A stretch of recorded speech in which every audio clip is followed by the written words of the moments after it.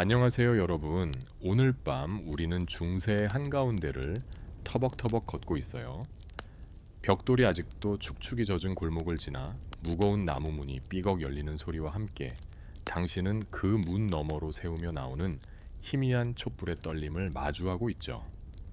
한숨과 웃음소리가 교차하는 그 안에는 상상보다 훨씬 더 진한 욕망이 살포시 숨어 있어요.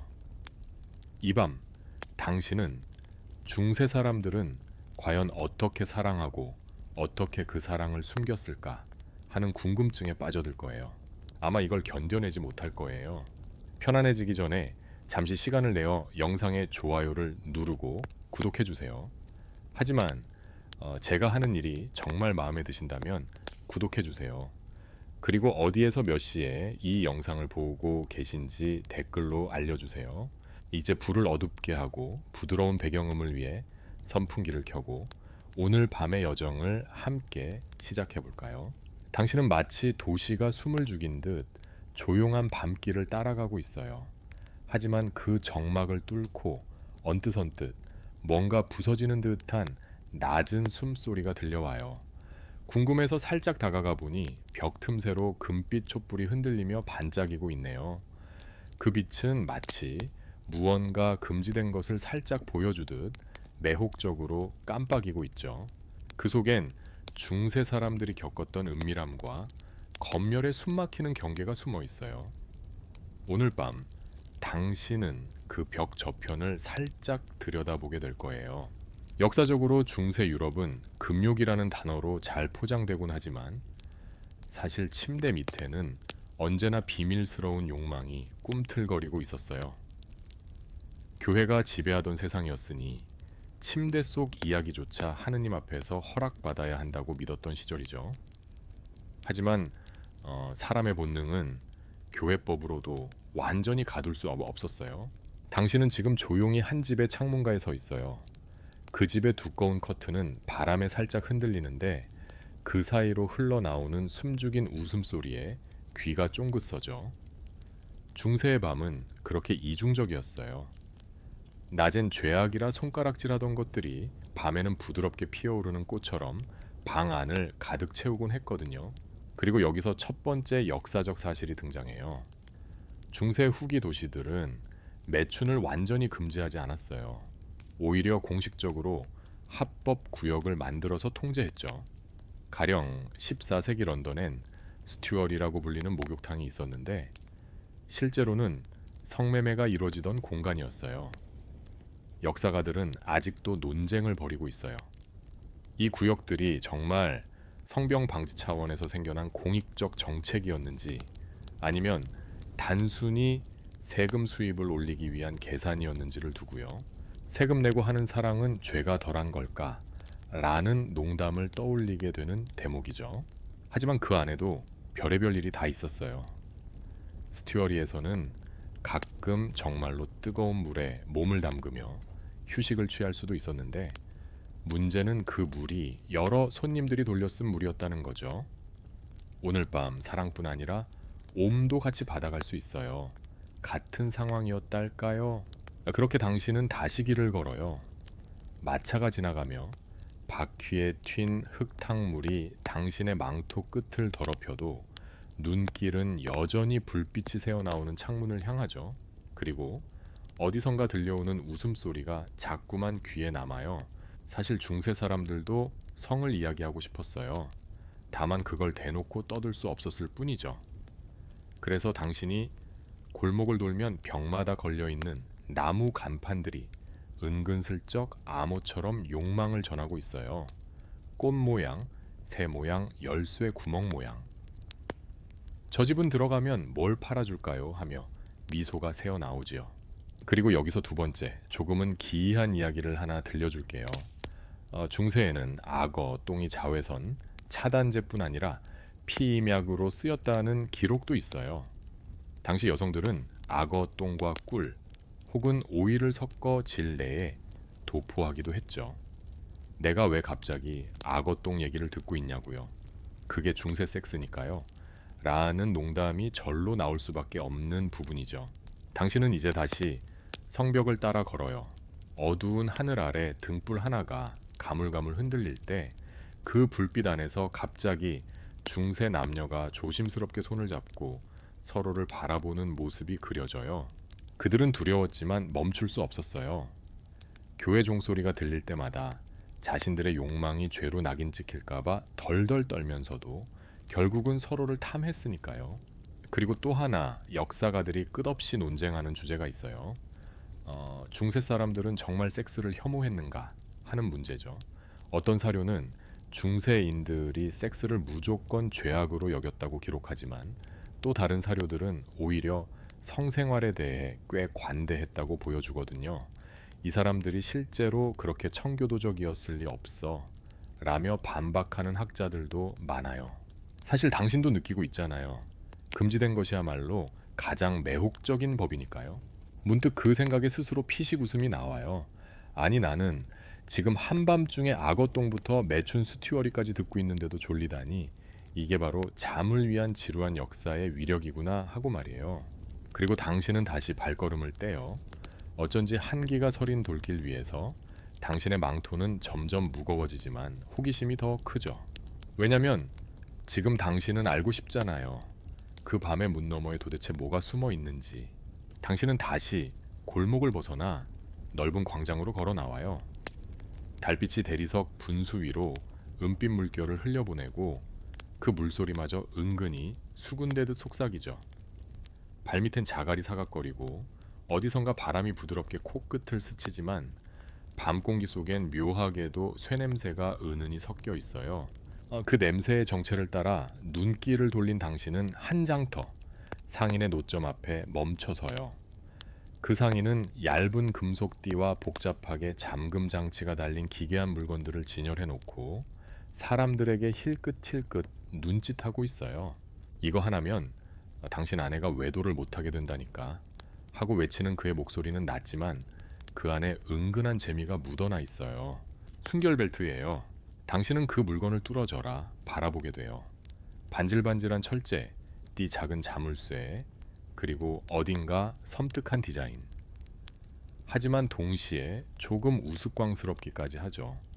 그리고 머릿속을 스치는 한마디. 저거 진짜 썼을까?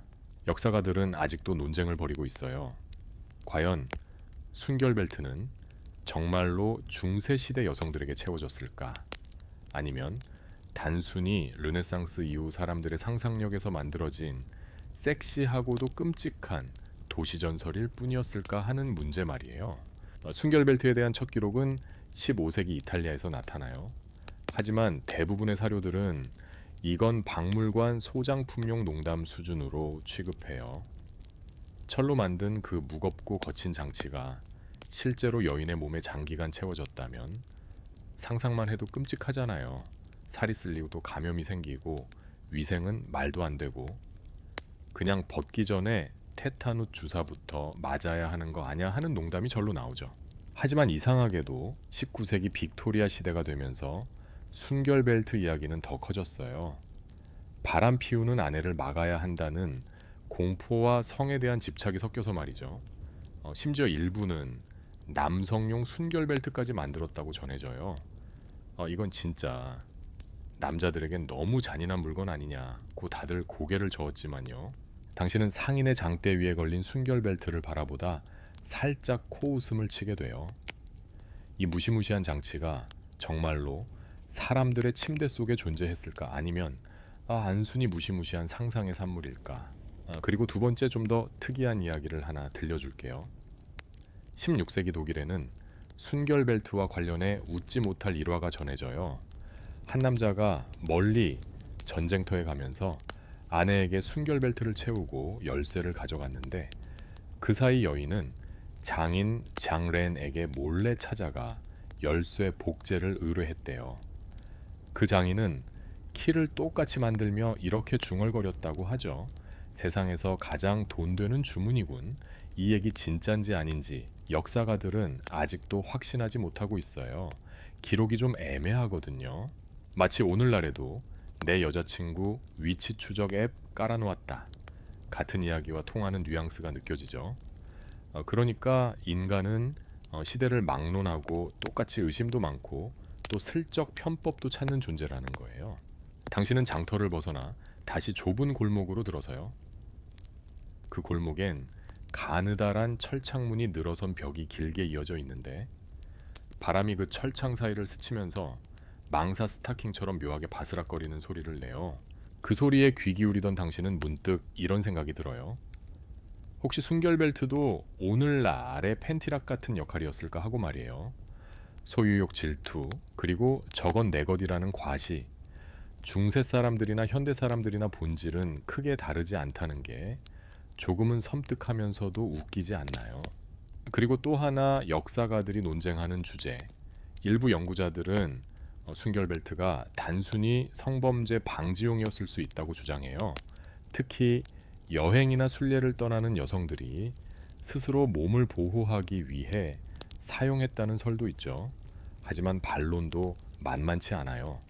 철로 만든 저 무거운 걸 어떻게 입고 멀리 여행을 해야 하고 코웃음 치는 학자들도 많아요. 당신은 그 논쟁을 들으며 웃음이 새어나와요. 역시 학자들이 가장 열정적인 순간은 성 얘기할 때인가 보다 하고요. 마침 바람이 거세져요.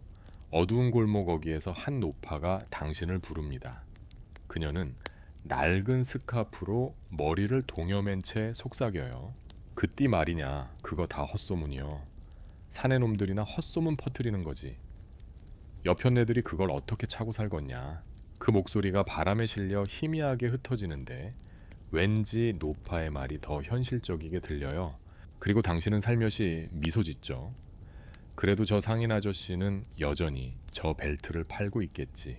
순결벨트 하나에도 이토록 많은 이야기가 뒤엉켜 있는 걸 보니 역시 역사는 우리를 잠 못 들게 만드는 매혹적인 수수께끼예요. 그리고 당신은 느껴요.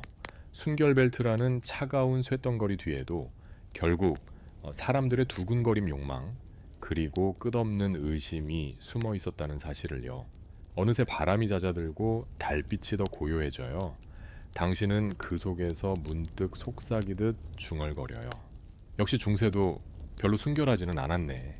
당신은 다시 촛불 깜박이는 골목을 빠져나와 거대한 석조 건물 앞에 멈춰서요. 높게 솟은 첨탑이 하늘을 찌를 듯 뻗어 있고 스테인드 글라스엔 붉고 푸른 빛이 어른거리죠. 바로 대성당이에요. 낮엔 기도와 찬송으로 가득 차던 이곳이 밤이 되면 다른 이야기를 품고 있다는 사실 혹시 알고 있었나요? 당신은 한 걸음 한 걸음 돌계단을 오르면서 묘한 소름이 돋는 걸 느껴요. 왜냐하면 오늘 밤은 그 누구보다도 순결하고 경건해야 했던 사람들의 은밀한 세계로 들어가 보려 하니까요. 문득 당신 귀에 쿵쿵 울리는 종소리가 들려요. 하지만 그 종소리 속에도 미묘하게 숨죽인 한숨 같은 기운이 섞여 있죠. 사실 성직자들은 금욕의 상징이었어요. 결혼은커녕 성적 쾌락조차 멀리해야 했죠. 하지만 인간이 인간이었기에 그들도 늘 흔들렸어요. 교회 문틈으로 몰래 스며드는 달빛 아래 당신은 성직자들의 침대에 얽힌 금지된 이야기들을 엿보게 돼요. 역사적으로 볼 때 중세 유럽의 성직자들은 공식적으로 독신서약을 해야 했어요. 특히 12세기 이후 로마 가톨릭 교회는 성직자들의 결혼을 전면 금지했죠. 하지만 역사가들은 아직도 논쟁을 벌이고 있어요. 과연 그 서약이 얼마나 잘 지켜졌느냐 하는 문제 말이에요.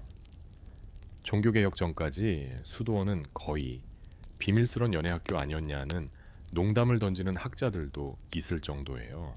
당신은 무거운 목조문을 살짝 열고 차가운 돌바닥 위로 발을 들여놓아요. 그 안엔 향이 강하게 배어있고 높은 천장에 부딪히는 소리가 작게 울리죠. 그리고 어둠 속 한 구석 검은 수도복을 입은 두 사람이 숨죽여 서로에게 몸을 기울이고 있는 게 보여요. 그들 눈빛에는 금단의 긴장감이 번쩍이는데 그 표정이 너무 인간적이라 당신도 모르게 숨을 삼키고 말아요. 두 번째 조금은 특이한 이야기를 하나 들려줄게요. 14세기 스위스에선 한 성직자가 신도 여성과 부적절한 관계를 맺다 발각되었는데 그 여인은 결국 마귀가 씌었다고 자백했고, 성직자는 악마를 쫓기 위해 어쩔 수 없이 동침했다고 주장했어요. 악마가 하도 강력해서 그만 이라니 변명도 참 기상천외하죠. 이 사건의 판결문이 아직도 남아있는데 역사가들은 이게 단순히 성적 일탈인지 혹은 당시 종교재판의 공포 때문이었는지 놓고 여전히 논쟁 중이에요. 당신은 한 걸음 뒤로 물러서요. 성직자라는 단어만 들어도 왠지 거룩하고 무결할 것 같지만 사실 그들도 사람이었음을 새삼 느끼죠. 문득 이런 생각도 들어요. 만약 중세에도 교회 CCTV가 있었다면 성당 내부가 밤마다 무슨 장면들로 기록되었을까 하고 말이에요. 그러고는 피식 웃음이 새어나와요. 그러다 중세판 몰래카메라 폭로전되는 거 아냐 하는 농담처럼요. 그리고 또 하나 역사가들 사이에 치열한 논쟁이 이어지고 있는 주제가 있어요. 바로 성직자들의 자녀 문제예요. 일부 사료에 따르면 수도원이나 교구 주변에 성직자들의 사생활을 뜻하는 은어가 있을 정도였다고 해요. 교회가 공인하지 않는 결혼이지만 자녀는 분명히 존재했다는 기록이 곳곳에 남아있거든요. 물론 일부 학자들은 이건 종교개혁 세력이 교회를 비난하려고 꾸며낸 이야기라고 반박하지만 그 기록들이 꽤나 구체적이라 논란이 식지 않는 거죠. 당신은 다시 돌바닥 위를 걸어요.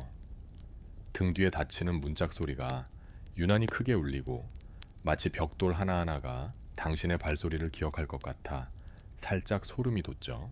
그런데도 발걸음은 멈출 수 없어요. 호기심이 당신을 앞으로 밀어내니까요. 교회가 성적 통제를 극단적으로 강조했던 이유도 결국 인간의 본능을 너무 잘 알았기 때문이었어요. 욕망이란 놈은 신부님의 설교만으로는 잠재울 수 없는 법이라는 사실을 교회도 뼈저리게 깨달았던 거죠. 그리고 중세 사람들에게 교회는 단순한 신앙의 공간이 아니라 사회의 도덕적 경찰이었어요.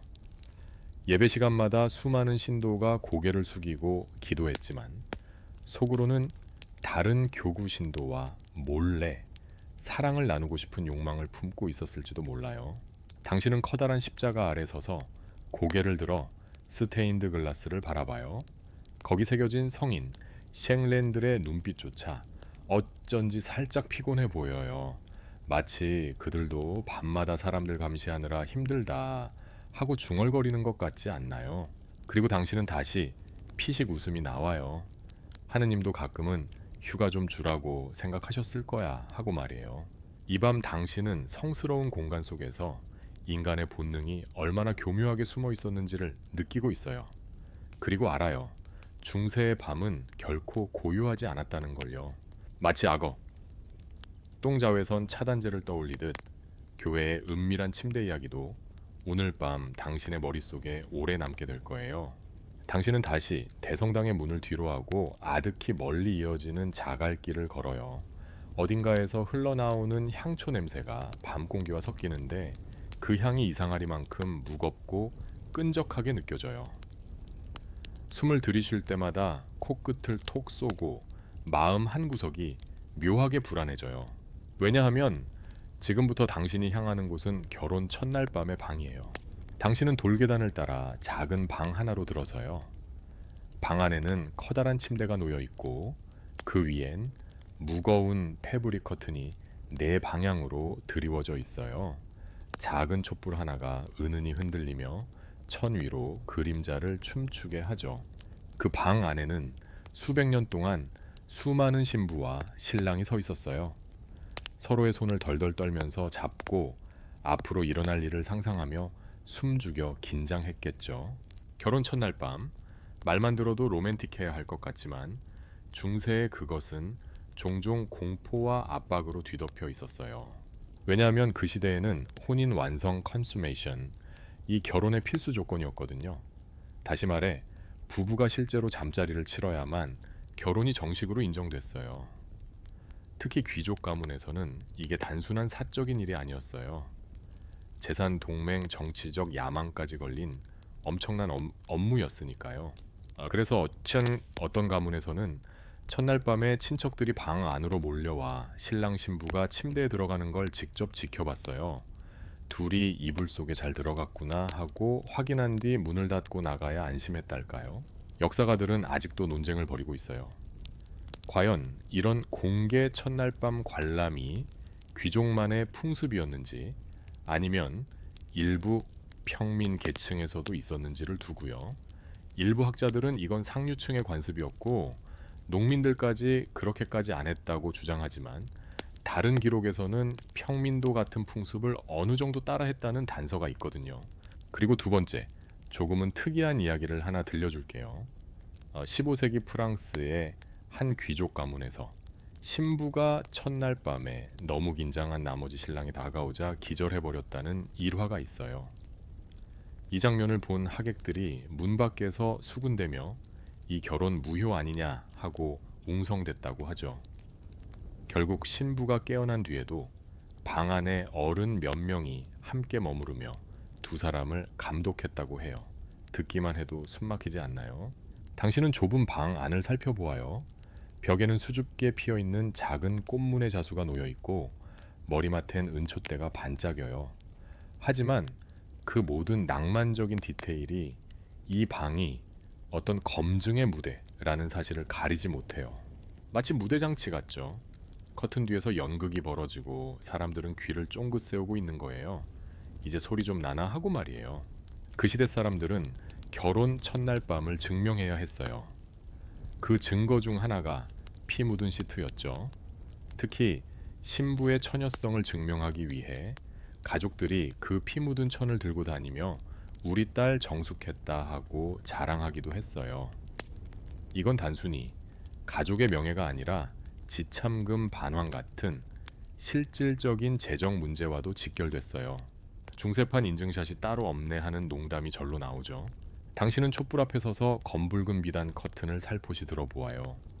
그 안에서 신랑은 얼굴이 땀으로 번들거리고 신부는 눈동자를 이리저리 굴리며 숨죽여 떨고 있어요.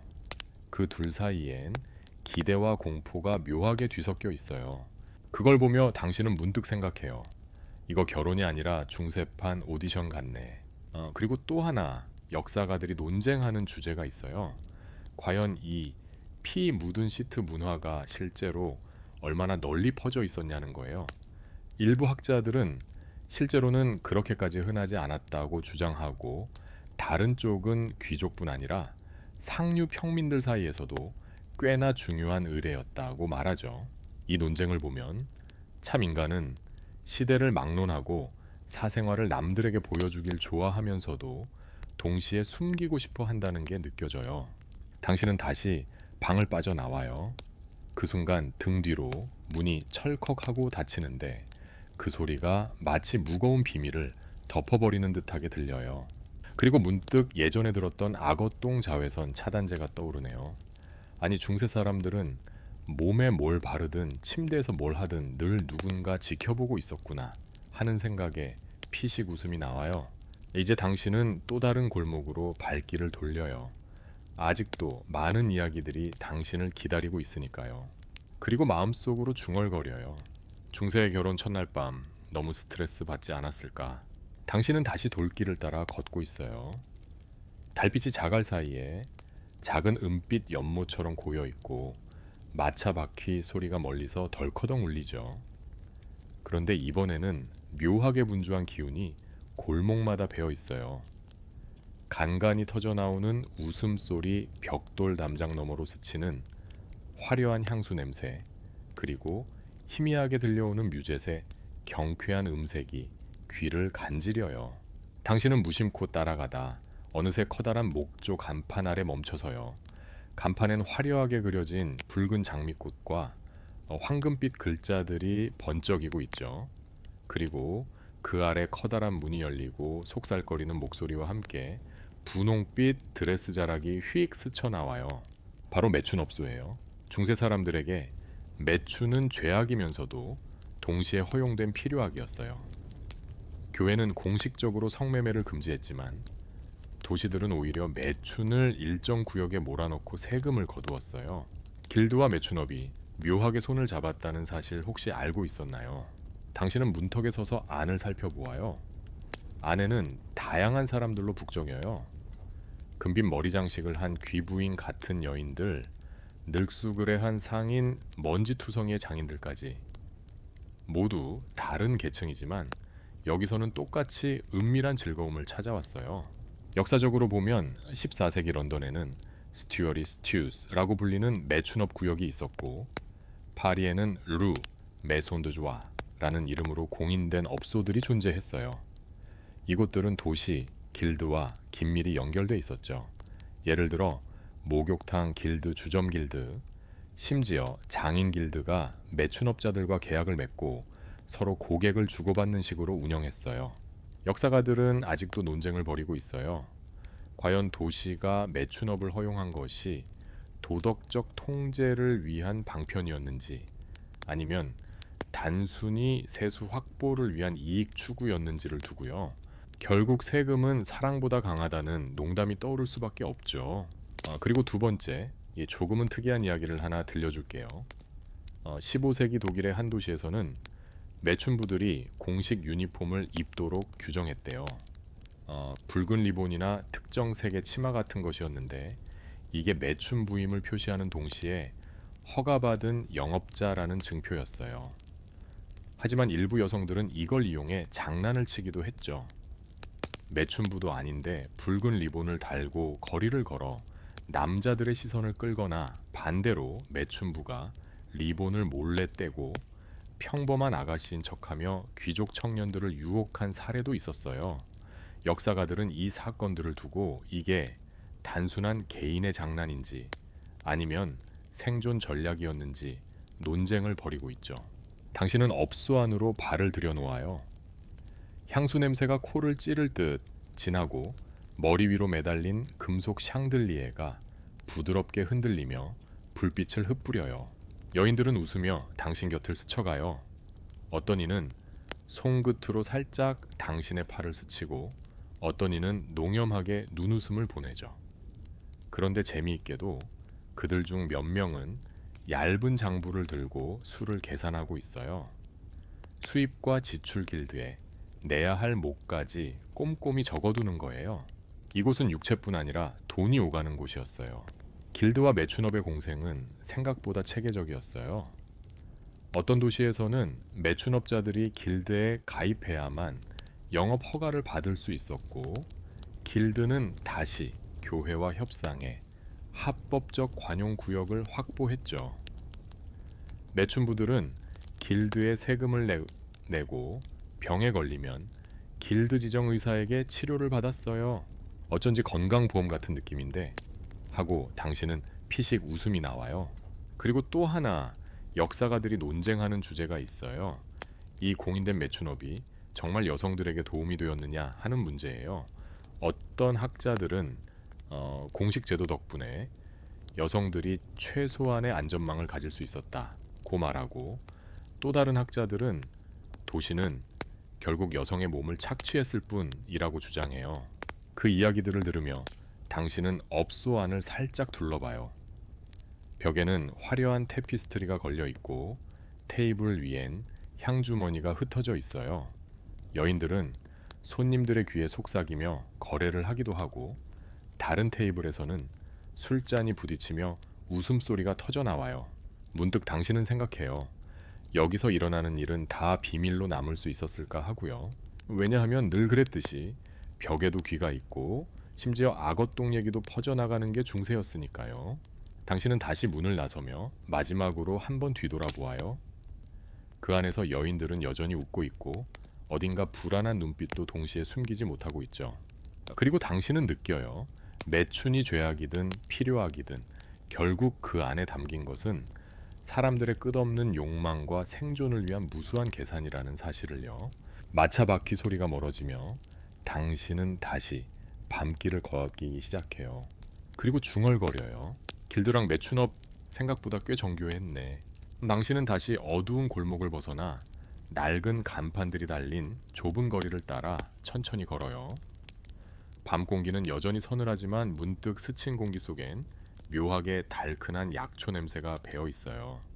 어디선가 문이 살짝 열리더니 누군가 망토자락을 꼭 여민 채 당신을 힐끗 보다가 급히 사라지죠.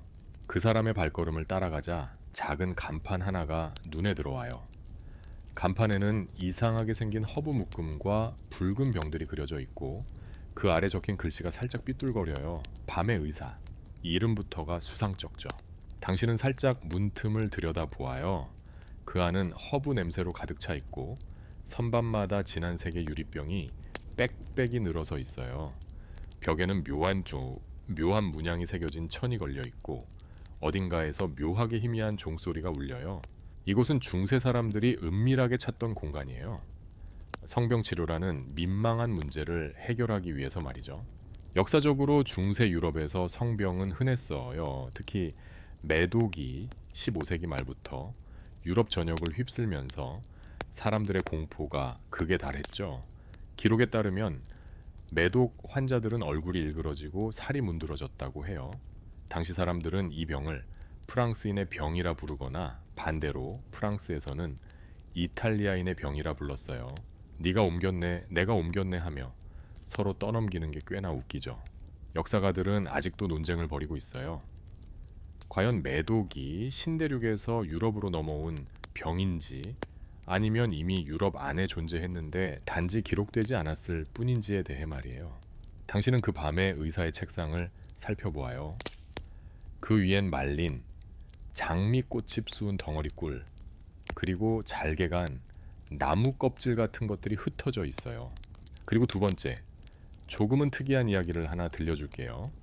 16세기 영국의 어느 기록에는 매독 치료제로 비둘기똥을 뜨겁게 구워 가루로 만들어 환부에 뿌렸다는 처방이 있어요. 듣기만 해도 이거 치료냐 고문이냐 싶은데 그 시절 사람들은 정말로 이걸 의학이라고 믿었죠. 심지어 어떤 의사들은 비둘기똥이 독을 빨아낸다면서 환자들에게 권했대요. 지금 생각하면 참 기막힌 일이죠. 당신은 약병 하나를 살포시 들어서 빛에 비춰보아요. 그 안에는 은빛으로 반짝이는 수은이 살랑살랑 흔들리고 있어요. 이 수은은 당시 매독 치료의 최신 트렌드였어요. 수은 연고를 환부에 바르거나 심지어 수은 연기를 들이마시게 했죠. 더는 못 참아 하고 외치며 도망간 환자도 많았대요. 그러고 보면 중세의학은 정말 희비극 같아요. 사람을 살리려는 노력은 진심인데 그 방식이 너무나 공포영화스러웠거든요. 아니 수은으로 병 고친다고 그러다 사람이 먼저 죽겠네 하고 당신은 피식 웃음이 나와요. 그리고 또 하나 역사가들이 논쟁하는 주제가 있어요. 일부 학자들은 중세의 밤의 의사들이 실제로 꽤 효과적인 약초 처방을 하기도 했다고 주장해요. 반면 다른 쪽에서는 이들은 단순히 돈을 노린 돌팔이에 불과했다고 반박하죠. 기록을 보면 약초 덕분에 일부 증상이 완화됐다는 사례도 있지만 과학적 증거로는 여전히 불분명하니까요. 당신은 의사 책상 위에 놓인 작은 주머니를 들여다봐요. 안에는 말린 허브와 작은 자갈들이 섞여 있는데 의사가 속삭여요. 이건 남자의 욕정을 식혀주는 약이요.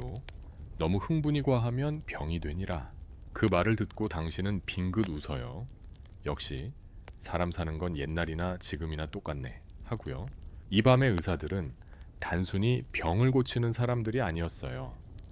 그들은 은밀한 문제를 해결해주는 비밀 상담사이자 때로는 연애 카운슬러 같았죠. 남편이 너무 집착해요. 아내가 저를 피해요. 같은 이야기들을 다 들어주면서 각종 물약과 부적을 권했어요.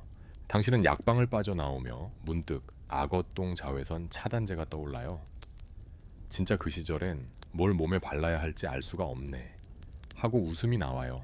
그리고 골목 바깥으로 나선 당신은 바람의 옷깃을 여미며 다시 발걸음을 옮겨요. 그 속삭임이 아직 귀에 남아있죠. 병도 사랑도 결국 은밀한 비밀 안에서 와. 엄만 숨어 있으세요. 이해구나. 제밤이세요. 춘춘이었네.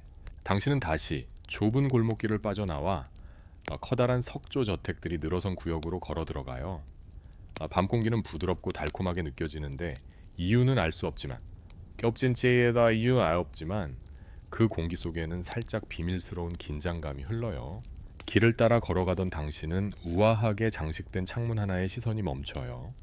비단 커튼이 살포시 흔들리며 그 틈새로 번쩍이는 은빛 무언가가 언뜻 스쳐 보여요.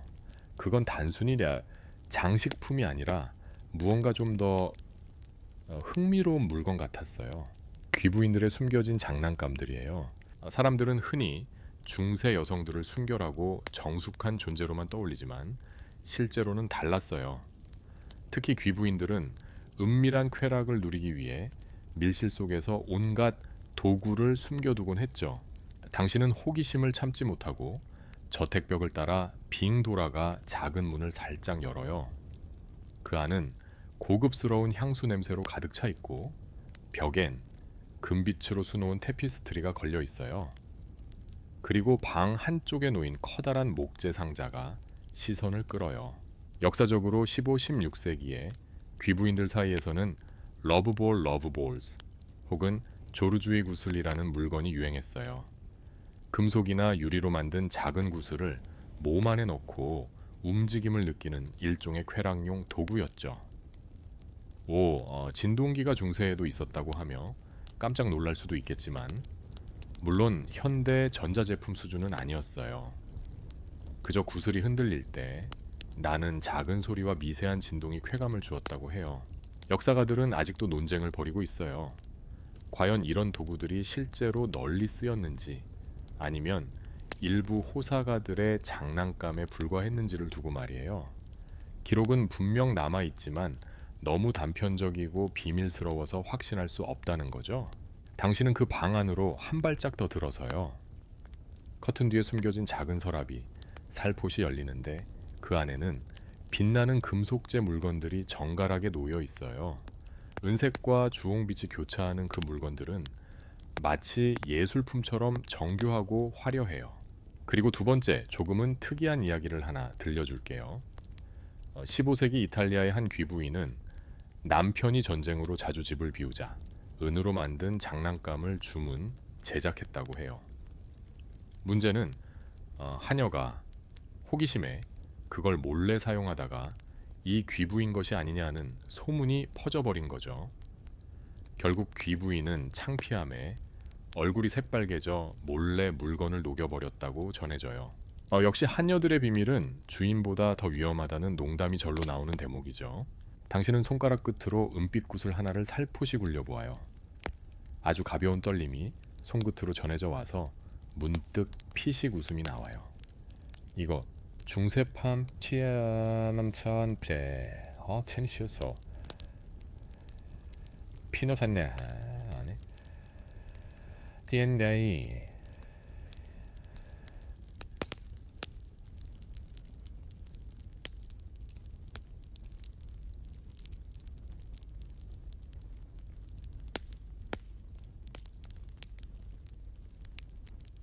그리고 또 하나 역사가들이 논쟁하는 주제가 있어요.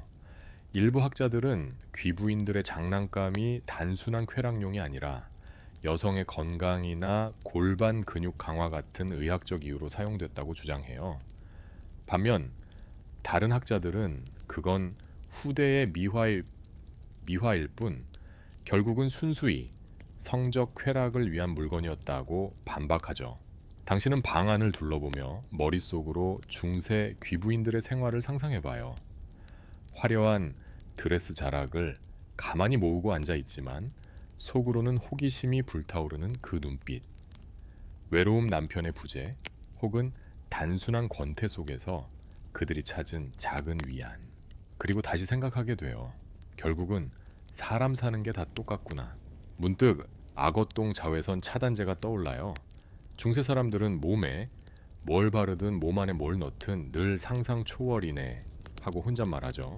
당신은 방을 빠져나오며 문득 뒷목이 서늘해져요. 혹시 저 벽 너머에도 또 다른 비밀의 상자가 있지 않을까 하고요. 그리고 느껴요. 중세의 귀부인들도 결국 어둠 속에서 자신만의 쾌락과 비밀을 숨겼다는 사실을요. 길 위로 다시 나선 당신은 바람결에 은은히 실려오는 향수를 맡으며 미소 지어요. 그리고 조용히 중얼거려요. 은빛 구슬 하나에도 이렇게 많은 이야기가 숨겨져 있었네. 당신은 다시 달빛이 흐르는 길 위를 걷고 있어요. 발밑의 돌길은 차갑고 단단하지만 밤 공기엔 묘하게 장난기 어린 기운이 떠돌아요. 어디선가 들려오는 가벼운 웃음소리, 바람결에 날아오는 시큼한 흙내음, 그리고 간간히 불빛 사이로 스치는 커다란 벽화들. 오늘 밤 당신이 향하는 곳은 조금 독특해요. 중세 사람들은 동물을 단순히 생계의 수단으로만 보지 않았어요. 동물들은 욕망과 쾌락 혹은 금기의 상징으로 문학과 예술, 심지어 농담 속에 술사서소 호출을 주임의 어멘도파 히치리사이치 조치 다서바 아사사이와이는 에이레요 아이어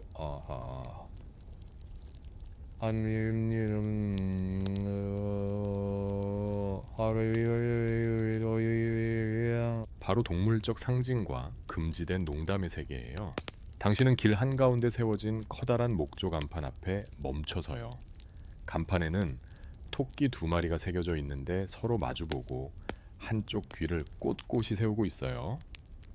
언뜻 보면 그냥 귀여운 토끼 그림 같지만 사실 이건 당시 사람들에게 꽤나 야한 의미였죠. 왜냐면 중세에서 토끼는 다산과 성적 능력의 상징이었어요. 토끼가 워낙 빠르고 자주 교미한다는 이유 때문이었죠. 심지어 어느 수도원 필사본의 귀퉁이에는 토끼가 수도사 옷을 입고 여인에게 꽃다발을 주는 장면이 그려져 있었어요. 이거 대체 뭘 암시하는 거냐 하고 말이죠. 역사가들은 아직도 논쟁을 벌이고 있어요. 과연 이런 야한 동물 그림들이 단순히 유머였는지 아니면 사람들의 억눌린 성적 욕망의 발로였는지를 두고요. 그리고 두 번째, 조금은 특이한 이야기를 하나 들려줄게요. 중세 프랑스의 한 필사본엔 말이 여인에게 나랑 같이 들판에 가자고 속삭이는 장면이 있어요. 이 그림 밑에는 그녀가 말의 굵은 목덜미에 매혹되었다는 글귀가 적혀 있죠. 오늘날 보면 너무 노골적이지만 당시엔 이런 걸 농담 삼아 친구끼리 보여주며 키득댔다고 해요. 말 목덜미에 설렌다니 그 시절도 참 쉽지 않았네 하고 당신은 피식 웃음이 나와요. 당신은 골목을 더 깊이 들어가요. 벽돌담 사이로 잿빛 고양이가 살금살금 지나가고 어둠 속에서 개 한 마리가 가만히 당신을 바라보다가 살짝 꼬리를 흔들어요. 개도 중세 야설의 단골 소재였어요. 충성심의 상징이면서도 동시에 성적 은유로 자주 쓰였거든요. 특히 개처럼 거칠게라는 표현이 이미 중세 때부터 존재했다는 게 꽤 흥미로워요. 그리고 어쩔 수 없이 떠오르는 악어똥 자외선 차단제. 아니 동물 얘기하다가 왜 갑자기 그게 떠오르냐고. 중세 얘기란 게 늘 이렇잖아요. 하나를 캐면 10가지가 줄줄이 나와 하고 당신은 혼잣말해요. 그리고 또 하나 역사가들이 논쟁하는 주제가 있어요. 동물적 성상징이 과연 대중적이었느냐는 점이에요. 어떤 학자들은 문헌과 벽화가 귀족층 문화에 국한된 것이라고 주장하고 다른 학자들은 평민들도 꽤 잘 알고 농담 소재로 썼다고 말하죠. 당신은 골목 끝 작은 문을 밀고 들어가요. 그 안은 마치 작은 미술관 같아요. 벽마다 동물들이 등장하는 색채 강한 그림들이 잔뜩 걸려 있죠. 어느 그림에서는 2마리 토끼가 작은 천을 부여잡고 씨름하고 있고 또 다른 그림에선 말이 여인의 머리칼을 살포시 물고 있어요. 보고 있으면 웃음이 나오면서도 동시에 어쩐지 얼굴이 화끈해져요. 이거 옛날판 짤방 아니냐 하고 당신은 피식 웃어요. 그리고 당신은 생각해요. 중세 사람들이 이런 은유와 농담을 쓰며 얼마나 답답한 현실에서 잠시 벗어나고 싶었을까 하고요. 왜냐면 당시 교회 규율은 무척 엄격했잖아요. 공식적으로 성적 이야기나 농담은 금지되었지만 사람들은 벽화나 필사본 구석에 몰래 자기들의 장난기와 욕망을 숨겨놓았어요. 당신은 미술관 벽을 따라 천천히 걸어요. 그림 속 동물들의 눈빛이 어쩐지 다들 장난스럽고 한편으론 뭔가 은밀한 메시지를 담고 있는 듯 보여요. 그리고 또 하나의 재미난 디테일, 중세 야설에는 닭 울음소리가 은근히 섹시한 상징으로 쓰였어요.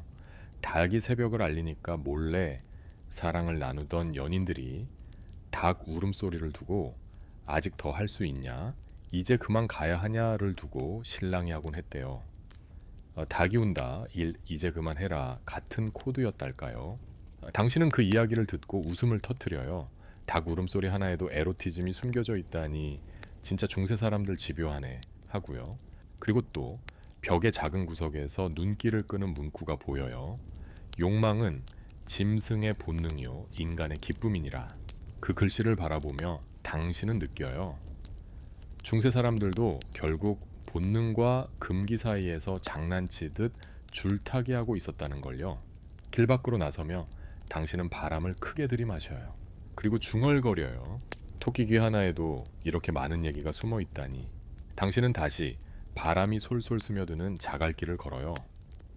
어두운 골목 끝에서 희미하게 종소리가 울려오는데 그 종소리는 마치 누군가를 부르는 것처럼 느껴져요. 고개를 돌려보니 멀리 보이는 건 또다시 교회 첨탑이에요. 또 교회냐고 하고 당신은 작게 중얼거리지만 결국 발걸음은 그쪽으로 향하고 있어요. 왜냐하면 오늘 밤 당신이 마주할 건 교회의 베드룸 간섭 이야기니까요. 달빛 아래 당신은 성벽 곁에 놓인 커다란 돌, 십자가를 스쳐 지나가요. 마치 돌 십자가가 어디 가니 또 그 얘기 들으러 가니 하고 묻는 듯해요. 사실 중세의 교회는 단순히 예배를 올리는 곳이 아니었어요.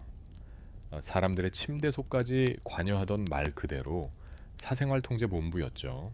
당신은 성당 문 앞에 서서 잠깐 숨을 고릅니다. 문을 열자 향이 코를 찌르고 돌바닥 위로 발소리가 툭툭 울려 퍼져요. 높은 천장에서 작은 쥐가 살짝 달아나고 스테인드 글라스의 붉은 빛이 유령처럼 바닥을 스쳐요. 교회가 침대 속까지 간섭했던 방식은 정말 집요했어요. 예를 들어 어떤 체위로 사랑을 나누어야 한다 같은 규정이 있었거든요. 중세 교부들은 선교사 체위가 가장 정숙하다고 주장했어요. 왜냐하면 그 체위만이 하느님의 뜻에 가장 합당하다고 믿었기 때문이죠. 역사가들은 아직도 논쟁을 벌이고 있어요. 과연 이 체위 규제가 실제로 민중들 삶에 얼마나 영향을 미쳤느냐를 두고 말이에요. 일부 학자들은 농민들이 누가 뭐래도 자기 방식대로 했을 것이라고 말하지만 다른 쪽은 교회의 위세가 워낙 커서 실제로 규칙이 꽤 지켜졌다고 주장해요. 그리고 두 번째, 조금은 특이한 이야기를 하나 들려줄게요. 13세기 독일에서는 한 남성의 아내와 선교사 체위가 아닌 자세로 관계했다가 고발당해 벌금형을 받았다는 기록이 있어요. 심지어 재판 기록엔 구체적으로 어떻게 다리를 올렸는지까지 적혀 있대요. 이쯤 되면 역사상 가장 민망한 판결문이라는 농담이 절로 나오죠. 당신은 돌기둥 뒤에 몸을 숨긴 채 신부가 설교하는 소리를 살짝 엿들어요. 신부는 웅장한 목소리로 부부는 자손 번식을 위해서만 섹스를 해야 한다고 외치고 있어요. 심지어 쾌락을 추구하는 것은 죄악이라고 못 박아요. 그 소리를 들으면서도 당신은 한편으론 피식 웃음이 나와요. 그럼 다들 애만 낳고 평생 아무것도 안 했다는 거야 하고요. 왜냐면 현실은 전혀 달랐거든요. 당신은 성당 벽에 걸린 나무판을 바라봐요. 그 위엔 성의 규칙을 빼곡히 적어 놓았는데 항목이 기가 막혀요. 수요일, 금요일, 토요일, 사순절, 대림절에는 성관계를 금지한다. 주일 전날에는 신에게 예배를 드리기 위해 절제할 것. 당신은 셈을 해보아요. 아니 그럼 1년 중 며칠이나 허용된다는 거지 하고 말이에요. 실제로 계산해보면 절반 이상은 금지된 날이었을 거예요. 그러니 사람들은 몰래 했어요. 그리고 고해성 사실은 그 몰래 한 이야기로 가득 차 있었죠. 신부님들이 가장 많이 듣던 고백 중 하나가 부적절한 상상으로 죄를 지었습니다 였다고 해요. 당신은 고해성 사실 문 앞에 서요. 문틈으로 바람이 스며들고 바닥에 내려앉은 향 연기가 실룩거리듯 춤을 춰요. 그리고 또 하나 역사가들이 논쟁하는 주제가 있어요. 교회가 이렇게 침실을 통제했던 이유가 진정 신앙 때문이었는지 아니면 사회 질서를 유지하기 위한 수단이었는지를 두고요. 어떤 학자들은 종교는 핑계였고 결국 권력을 지키기 위한 통제장치였다고 말해요. 다른 학자들은 신앙적 열망이 진심이었다고 주장하고요. 당신은 다시 스테인드 글라스 밑을 지나며 발걸음을 옮겨요. 붉고 푸른 빛이 교차하며 당신 얼굴을 비추는데 그 순간 스스로 피식 웃음이 나와요. 교회가 침대 안까지 규제하다니 진짜 피곤했겠다 하고요. 그러고 보니 악어똥 자외선 차단제가 떠올라요. 교회가 그걸 바르라고 하진 않았지 하고 생각하다가 당신은 피식 웃음을 삼켜요. 교회는 늘 사람들을 억제하려 했지만 사람들의 욕망은 결코 완전히 사라지지 않았어요. 오히려 더 교묘해지고 은밀해질 뿐이었죠. 당신은 다시 문을 빠져나오며 한 손으로 망토 자락을 여미어요. 그 안에서 느껴지는 작은 떨림은 아마 당신만이 아는 비밀일 거예요. 그리고 조용히 중얼거려요. 하느님도 사람들도 결국 침대 앞에선 다 비슷하네. 당신은 다시 성당의 문을 등지고 좁고 습한 골목길을 천천히 걸어 나와요. 달빛이 벽돌 위로 흘러내리듯 내려앉고 먼 발치에서 어딘가 문이 철컥 닫히는 소리가 울려 퍼져요. 바람은 싸늘하지만 그 안엔 은근히 호기심을 자극하는 기운이 묻어 있어요. 오늘 밤 당신이 향하는 곳은 아주 조심스러운 영역이에요. 동성애. 중세 사람들에게 동성애는 금기의 극치였지만 또 그 금기 뒤엔 의외로 복잡하고 모순된 현실이 숨겨져 있었어요. 당신은 돌길을 따라 깊은 골목으로 들어가요. 어두운 벽을 따라 쭉 이어진 작은 문들, 그 문들 사이사이에서 한 쌍의 남자가 살짝 손을 맞잡고 눈치를 살피는 게 보여요. 그 손끝이 닿을 듯 말 듯 떨리는데 그 눈빛엔 단순한 우정 이상의 무언가가 번쩍거려요. 역사적으로 교회는 동성애를 극렬히 탄압했어요. 13세기부터 교회법은 동성 간 성적 행위를 죄 중의 죄로 규정하고 심하면 사형까지 내렸죠. 하지만 역사가들은 아직도 논쟁을 벌이고 있어요. 과연 이런 법이 실제로 얼마나 집행되었느냐를 두고 말이에요. 일부 학자들은 실제로 사형까지 간 사례가 드물었다고 주장하고 다른 쪽은 기록되지 않았을 뿐 훨씬 잔혹한 처벌이 있었다고 반박해요. 그리고 두 번째 조금은 특이한 이야기를 하나 들려줄게요. 15세기 피렌체에서는 남성들 간의 동성애 사건이 너무 흔해져서 시의회가 비질란티라는 특별 단속 조직을 만들었어요. 단속반이 밤마다 골목을 순찰하며 수상한 두 남성을 잡아다 벌금을 물렸죠. 그런데 기록을 보면 이 단속반 직원들 중에도 남색 동성애 사건으로 적발된 사람들이 있었다는 게 아이러니예요. 적발하러 다니다가 본인들이 걸렸다는 그야말로 중세판 자가당착이었죠. 당신은 그 이야기에 피식 웃음이 나와요. 사람 사는 건 시대를 막론하고 늘 똑같구나 하고요. 골목을 조금 더 걸어 들어가자 어딘가에서 부드러운 류트 소리가 들려와요. 그 소리에 이끌려 당신은 조심스레 다가가요. 작은 창문 틈으로 살짝 들여다보니 은빛 촛불 아래 두 남자가 조심스럽게 춤을 추고 있어요. 손끝이 맞닿고 눈빛이 마주치는 순간 둘 다 숨죽여 웃음을 터뜨리죠.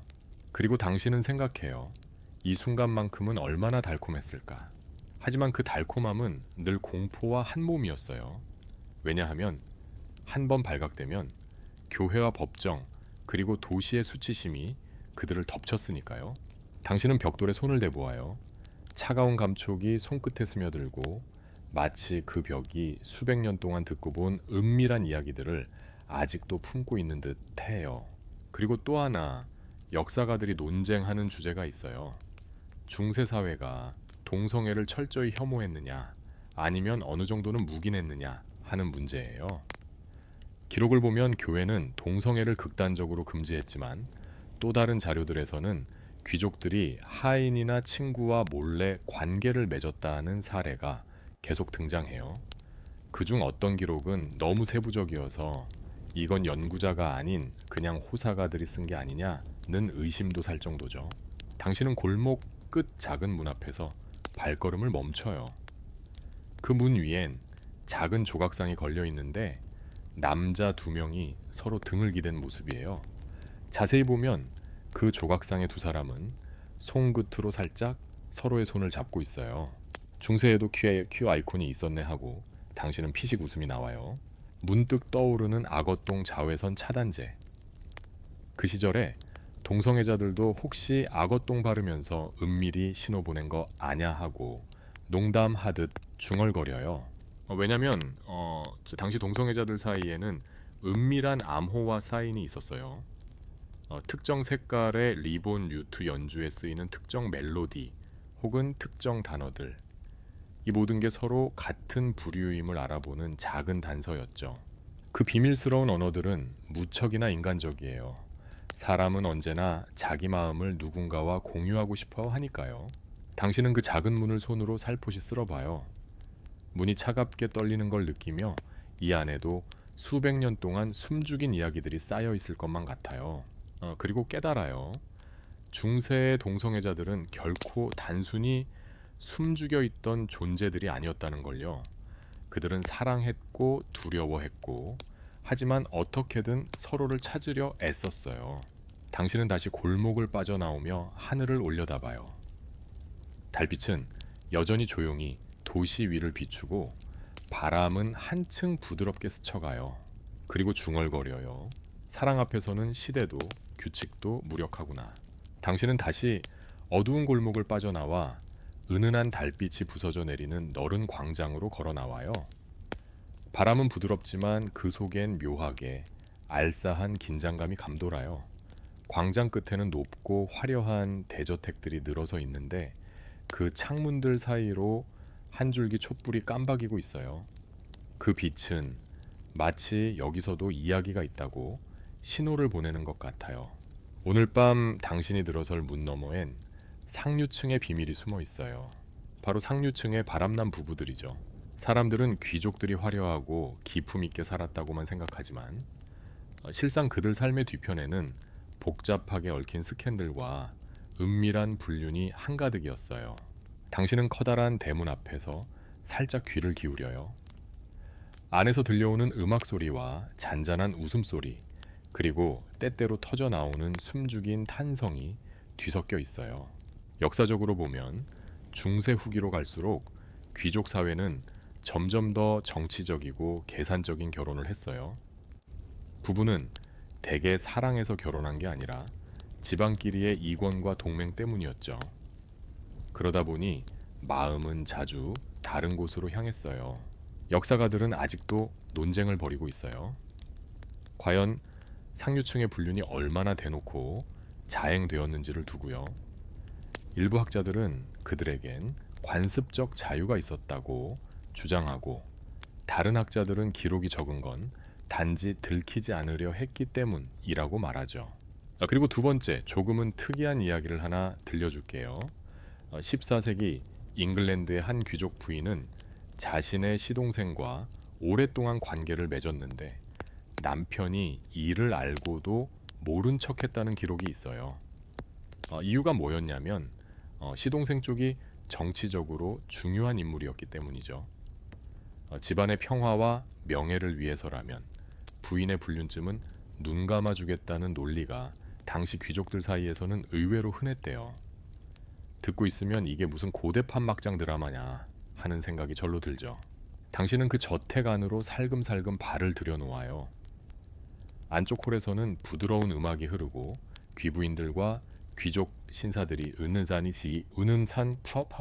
미소로 서로를 바라보며 춤을 추고 있어요. 그러나 그 눈빛에는 어디선가 묘한 불꽃이 번쩍이고 있죠. 어떤 귀부인은 부드러운 손짓으로 살짝 한 남자를 홀 밖으로 이끌고, 또 다른 남자는 눈길 한 번만으로 이미 누군가와 은밀한 약속을 나누고 있어요. 당신은 그 장면을 지켜보면서 혼잣말해요. 이거 중세판 클럽 아니야. 그리고 웃음이 터져 나와요. 귀족 사회의 분류는 때로는 너무 노골적이어서 온 도시의 뒷담화 거리가 되기도 했어요. 특히 귀족 여인들은 시를 통해 은근히 자신의 애인을 암시하거나 테피스트리 문양에 몰래 심보를 새겨 넣었다고 해요. 그 상징들이란 게 재밌었죠. 장미꽃 꿀벌, 심지어 열쇠구멍 같은 문양이 다 성적 은유였어요. 열쇠구멍은 왜 꼭 그런 뜻이냐 하고 당신은 피식 웃음을 터뜨려요. 그리고 또 하나 역사가들이 논쟁하는 주제가 있어요. 귀족들의 불륜이 실제로 사회적으로 얼마나 용인됐느냐 하는 점이에요. 일부 학자들은 결국 사회적 체면 때문에 다들 모른 척 했을 뿐이라고 말하고, 또 다른 쪽은 귀족들끼리는 서로의 연애사에 관대했다고 주장해요. 기록이 남은 걸 보면 정말 놀랍도록 대범했던 사례도 있고 끝까지 비밀로 묻힌 사례도 있거든요. 당신은 홀 안을 둘러보아요. 음악이 점점 느려지면서 남녀가 서로 살포시 어깨를 기댄 채 무도장을 빠져나가는 모습이 하나둘 보여요. 그들의 얼굴은 웃고 있지만 그 눈동자엔 미묘한 긴장과 기대가 서려 있어요. 당신은 그 장면을 보며 생각해요. 결국 사랑이라는 게 금지될수록 더 하고 싶어지는 법이구나 하고요. 그리고 문득 악어똥자외선 차단제가 떠올라요. 중세 귀족들도 혹시 악어똥 바르고 애인 만나러 다닌 거 아냐 하는 우스운 생각에 웃음이 나와요. 왜냐하면 그 시대 사람들도 결국은 똑같았으니까요. 화려한 옷을 걸쳤다고 해서 마음까지 고상하리라는 보장은 없었죠. 당신은 다시 저택을 빠져나와 밤 공기를 들이마셔요. 향수 냄새가 여전히 진하게 남아있고 달빛이 건물 벽에 은빛 레이스처럼 번져 있어요. 그리고 조용히 중얼거려요. 귀족들의 사랑도 결국은 비밀과 욕망이었구나. 당신은 다시 화려한 귀족 저택을 벗어나 한층 소박한 길로 발걸음을 옮겨요.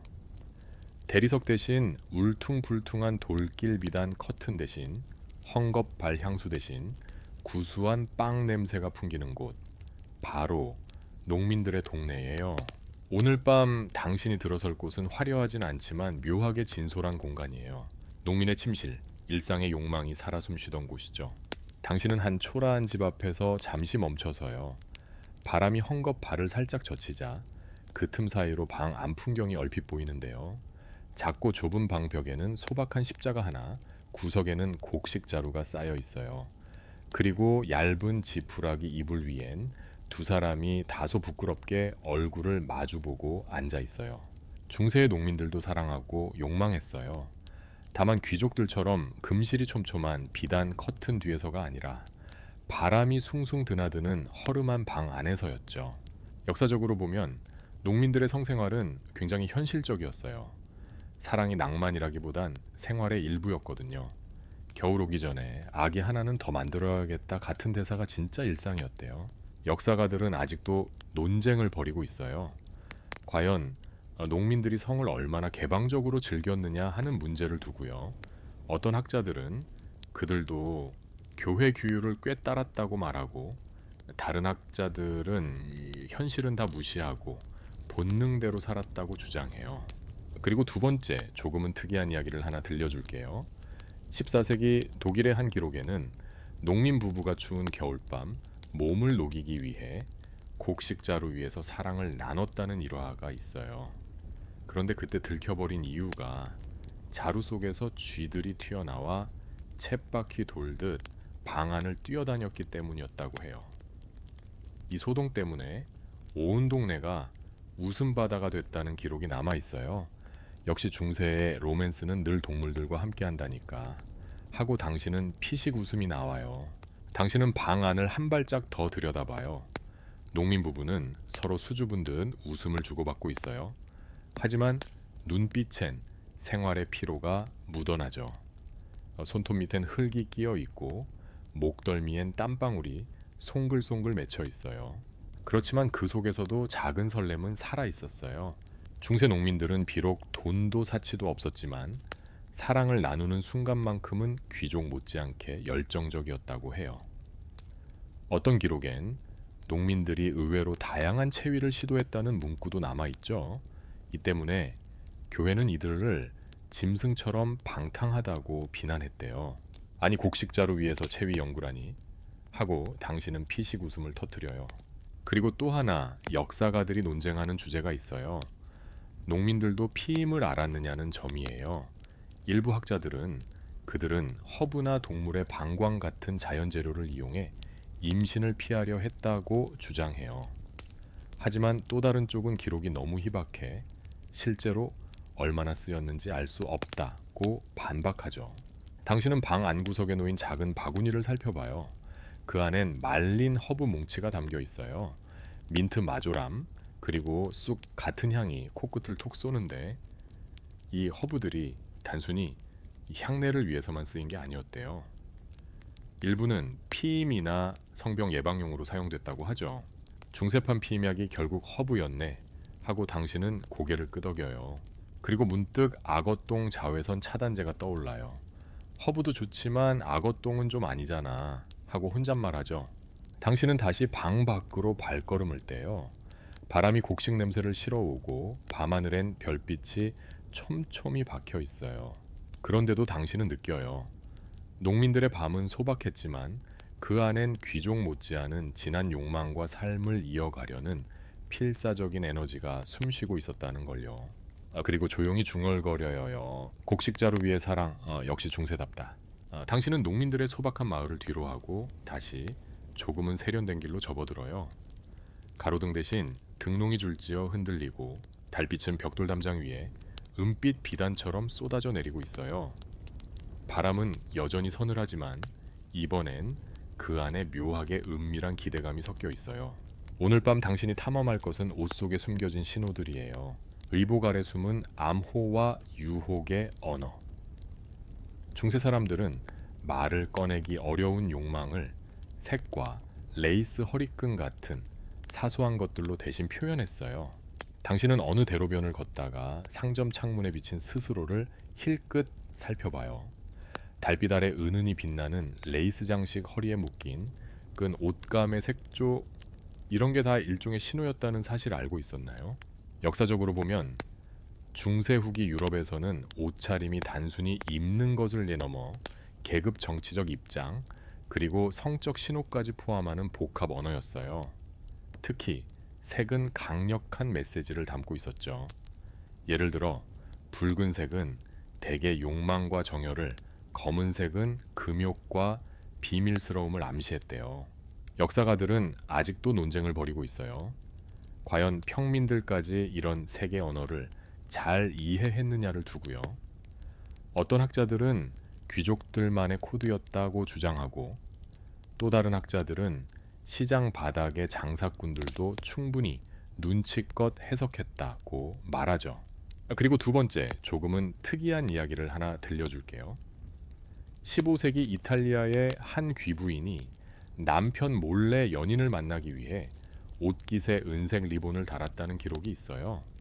문제는 그 은색 리본이 사실 남편 집안의 상징색이었다는 점이죠. 연인이 몰래 만나러 오다가 그걸 보고 저거 시숙님 오셨나 하고 줄행랑 쳤다는 일화가 남아있어요. 그 시절도 참 피곤하게들 연애했네 하고 당신은 피식 웃음을 터뜨려요. 당신은 골목을 돌아 상점가로 들어서요. 여러 가게가 환히 불을 밝히고 있는데 그 안에선 각종 직물과 액세서리가 반짝이고 있어요. 부드러운 벨벳, 진홍빛, 리본, 검은 레이스, 금실이 수놓인 허리끈들. 당신은 문득 벨벳 천을 손끝으로 쓸어보아요. 그 감촉이 너무 부드러워서 살짝 소름이 돋아요. 왜냐하면 이런 허리끈 하나에도 의미가 숨어 있었거든요. 어떤 기록에 따르면 허리끈의 매듭 방식이 은밀한 메시지를 담았다고 해요. 느슨하게 묶으면 나는 준비되어 있다는 신호였고 단단히 묶으면 오늘은 사양하겠다는 뜻이었죠. 허리끈 하나로 그 많은 얘기를 한다니 중세 사람들도 참 말주변 좋네 하고 당신은 피식 웃어요. 그리고 또 하나 역사가들이 논쟁하는 주제가 있어요. 이런 의복 신호가 실제로 얼마나 효과적이었는가 하는 점이에요. 일부 학자들은 사람들이 다 눈치껏 알아봤다고 주장하지만 다른 쪽은 대부분의 사람들은 그냥 옷이 예쁘다, 비싸다 정도로만 인식했다고 반박해요. 당신은 상점 안을 더 둘러봐요. 한 귀부인이 붉은 리본을 살포시 고르다가 이내 다시 내려놓고 검은 리본으로 바꾸는 모습을 목격해요. 그 눈빛엔 어쩐지 미묘한 결심 같은 게 서려 있어요. 그 모습을 보고 있자니 당신은 또 생각하게 돼요. 사람이 입는 옷이 결국 마음의 자막 같은 거였구나 하고요. 왜냐하면 아무리 말을 아껴도 결국 사람의 마음은 몸짓이나 옷차림 어딘가에서 새어나오기 마련이니까요. 그리고 문득 악어똥 자외선 차단제가 떠올라요. 그래도 허리끈은 낫지 악어똥보단 하고 혼잣말해요. 당신은 상점 밖으로 걸어 나와요. 바람이 살포시 불어오는데 그 속엔 직물 가게에서 흘러나온 은은한 향료 냄새가 배어 있어요. 길 위엔 수많은 사람들이 분주히 오가고 있지만 당신 눈엔 그들 옷의 색깔과 장식 하나하나가 마치 은밀한 암호처럼 보이기 시작해요. 그리고 조용히 중얼거려요. 허리끈 하나에도 이렇게 많은 이야기가 숨어 있다니. 중세 참 대단하다. 당신은 허리끈과 리본으로 가득한 상점가를 뒤로하고 다시 밤 공기가 부는 좁은 골목으로 걸어 들어가요. 달빛은 여전히 길 위에 은빛 비단처럼 깔려 있고 벽돌 틈 사이로 스며드는 바람은 살짝 쌀쌀해요. 그런데 오늘은 그 바람 속에 어딘가 더 진지하고 묵직한 기운이 섞여 있는 듯해요. 오늘 밤 당신이 파헤칠 이야기는 중세 여성들의 생존 기술이에요. 바로 산하제한 허락된 비밀들. 사람들은 흔히 중세를 종교가 모든 걸 통제하던 시대라고만 생각해요. 하지만 현실 속 여성들은 그 통제를 은밀히 비틀어 자신만의 길을 찾고 있었어요. 당신은 좁은 골목길 끝 잡고 허름한 약초 가게 앞에 멈춰서요. 문 위에는 마른 허브가 주렁주렁 매달려 있고 문틈 사이로 싸늘하고 배우별 빼혹적인 향우세바해 한입 세칠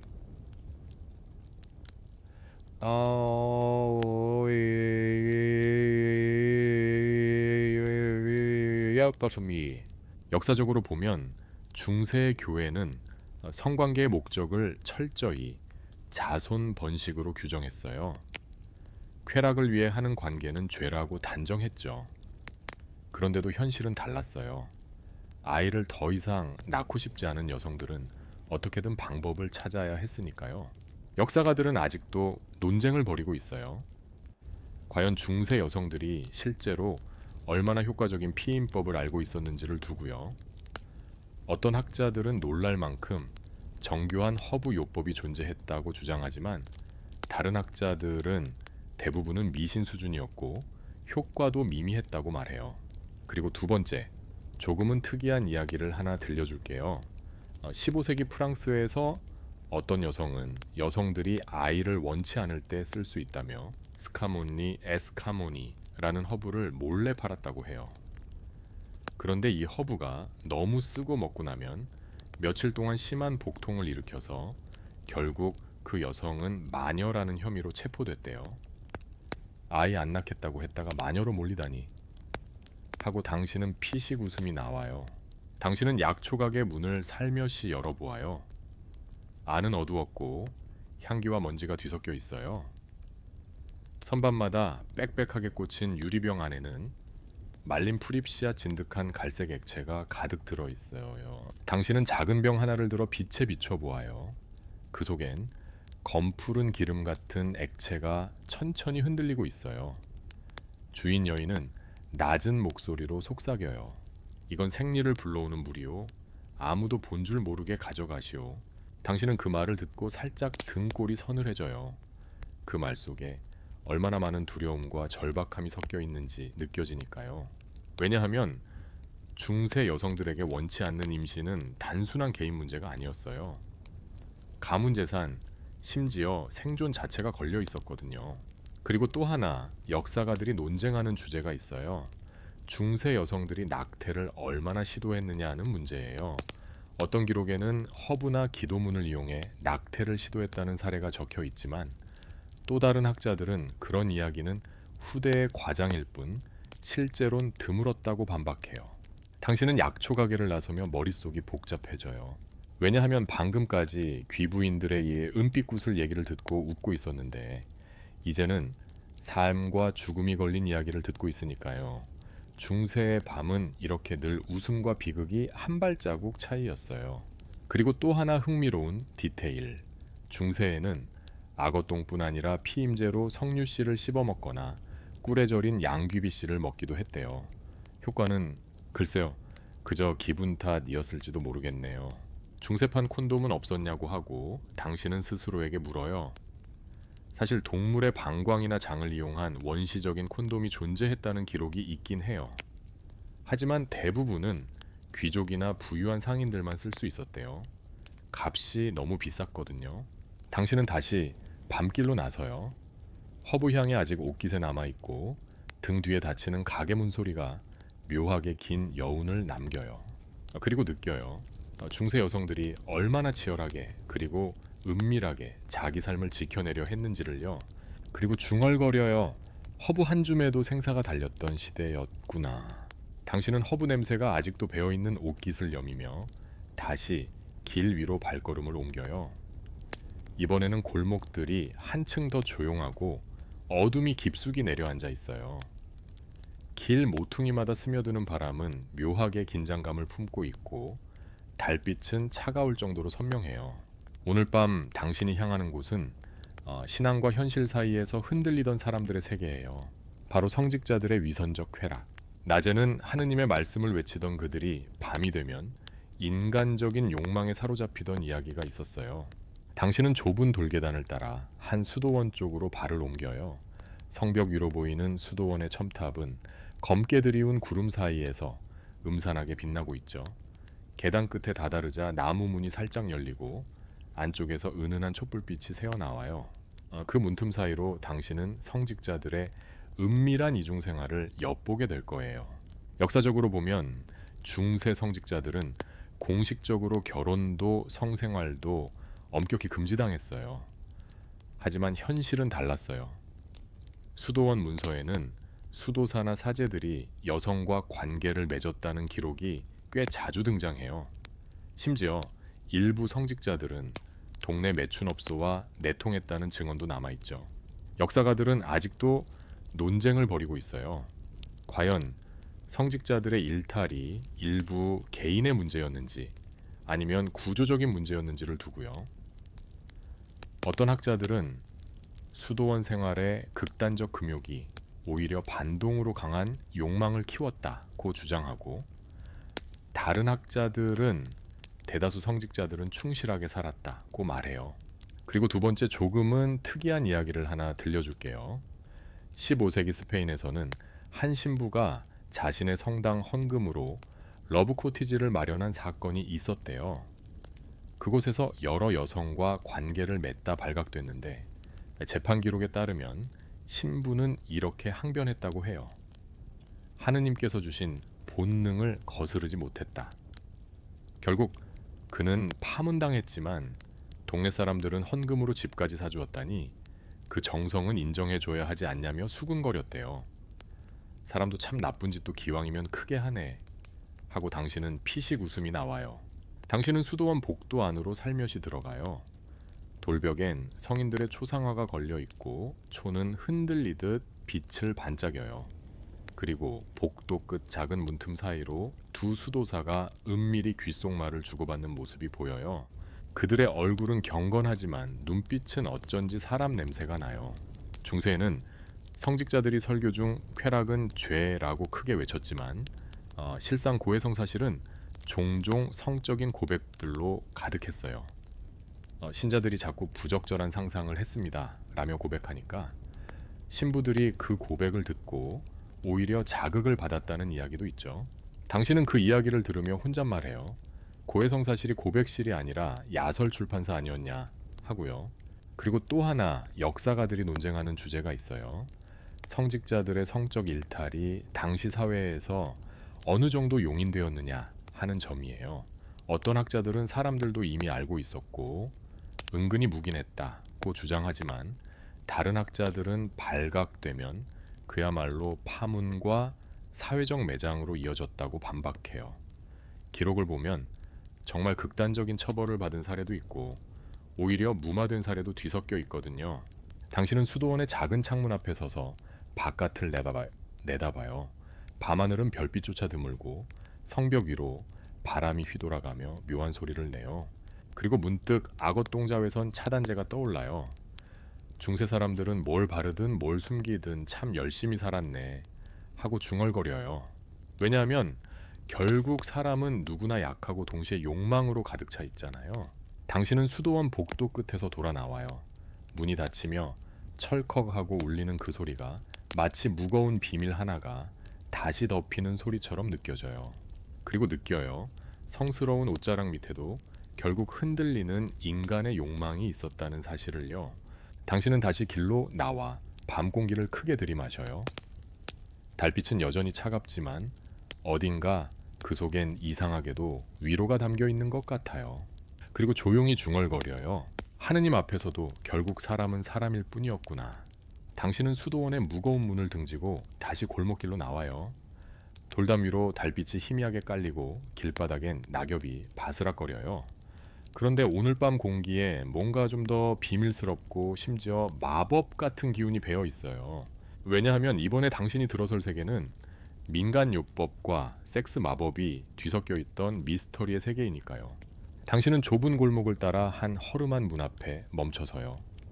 문 위에는 작은 나무 간판 하나가 달려 있는데 거기엔 기괴하게 꼬인 뱀 두 마리가 서로 몸을 휘감고 있는 그림이 그려져 있어요. 이 집은 뭘까 하고 당신은 중얼거려요. 문을 살짝 밀고 들어서자 내부는 마치 다른 세상 같아요.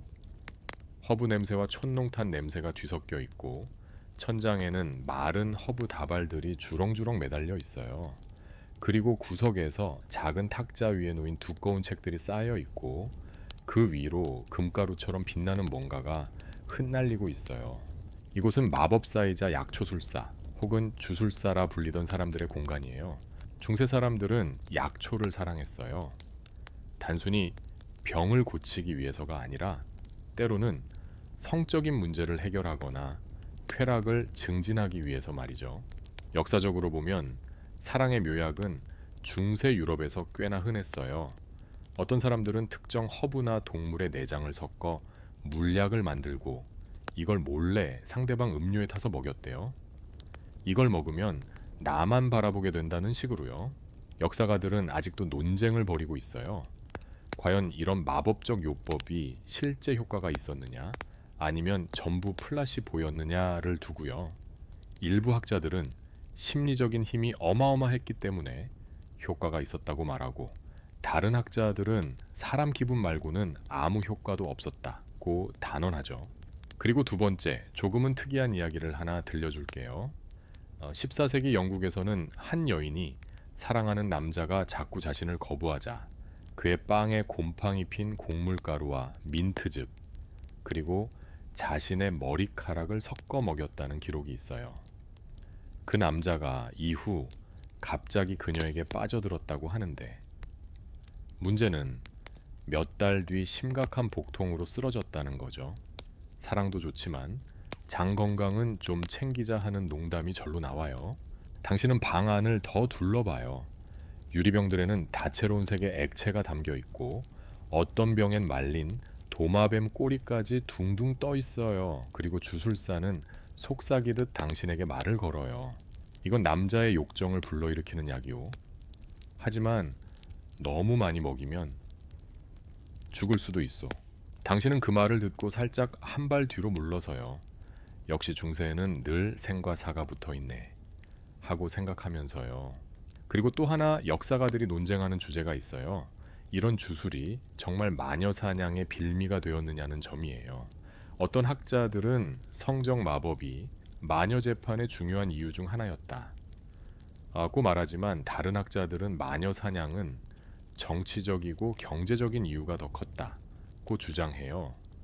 기록을 보면 성적인 주술 때문에 화형당했다는 사례도 있지만 많은 경우 단순히 소문이나 이웃 간의 싸움에서 비롯됐대요. 당신은 책장에 꽂힌 두꺼운 책 하나를 살짝 빼보아요. 책장 밖으로 떨어지는 먼지 속에서 기괴한 그림들이 눈에 들어와요. 발가벗은 남녀가 서로를 바라보며 머리 위에는 말린 허브 다발이 빙글빙글 떠있는 삽화예요. 그리고 또 피식 웃음이 나와요. 중세판 섹스 매뉴얼 아니냐 하고요. 왜냐하면 그 시절 사람들도 결국 사랑과 욕망에 있어선 현재 우리와 크게 다르지 않았으니까요. 문득 악어똥 자외선 차단제가 떠올라요.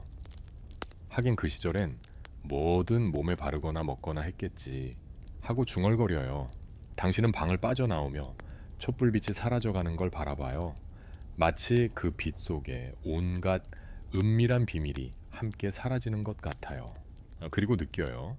사람들의 사랑과 욕망은 언제나 현실과 마법 사이 어딘가에 있었다는 걸요. 그리고 조용히 중얼거려요. 사랑의 묘약도 결국 사람 마음이었겠지. 당신은 주술사 방의 문을 닫고 다시 달빛 가득한 골목으로 나와요. 등 뒤로 스르르 문이 닫히자 마치 누군가 비밀을 덮어버리는 것 같은 기분이 들어요.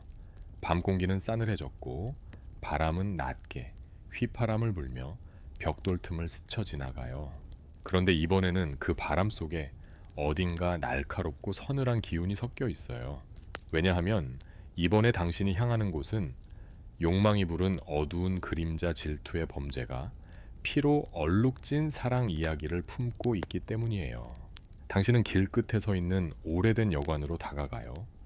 목조 간판이 바람에 덜컹이며 흔들리고 그 소리가 묘하게 스산하게 들려요. 여관 문을 살짝 밀고 들어가자 안에는 허름한 테이블과 낡은 의자들, 그리고 술잔을 비운 사람들의 낮은 목소리가 가득해요. 한쪽 구석에서 남자 하나가 술잔을 탁 내려놓고 주먹으로 테이블을 두드리며 말하죠. 그 여자가 내 걸 배신했어. 중세의 사랑은 뜨겁고 동시에 무섭도록 잔혹했어요. 역사적으로 보면 중세 유럽에서 질투로 인한 범죄는 꽤 많았어요.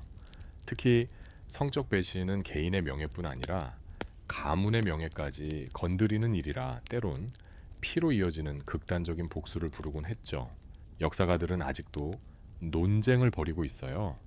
과연 이 질투 범죄가 실제로 얼마나 빈번했는지를 두고요.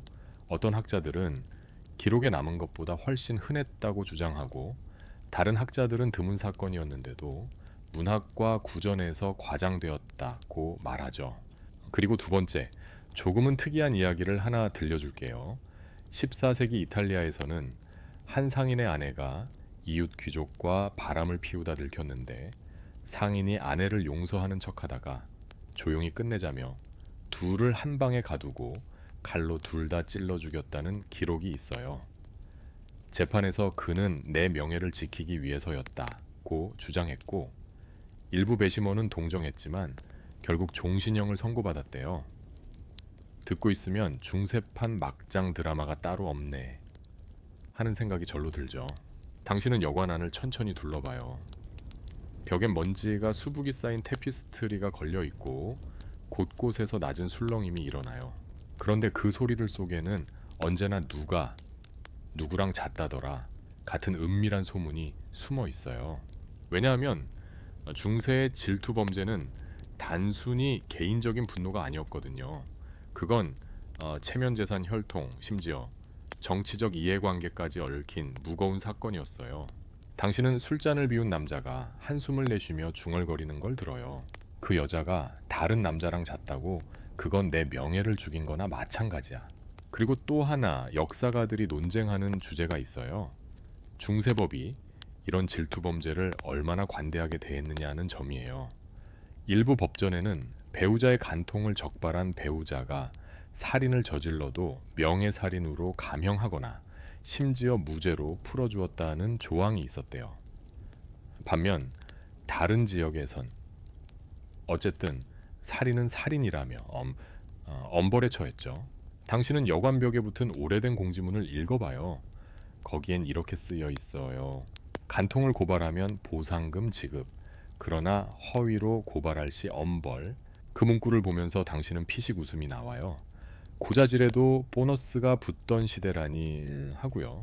그리고 문득 악어똥 자외선 차단제가 떠올라요. 그 시절에도 간통 막으려고 악어똥 바르는 거 아니었나 하고 농담처럼 중얼거려요. 왜냐하면 사람들의 상상력은 언제나 놀랍잖아요. 당신은 여관 밖으로 걸어 나와요. 여전히 달빛은 고요하지만 그 고요 속에 피비린내 같은 기운이 살짝 섞여 있어요.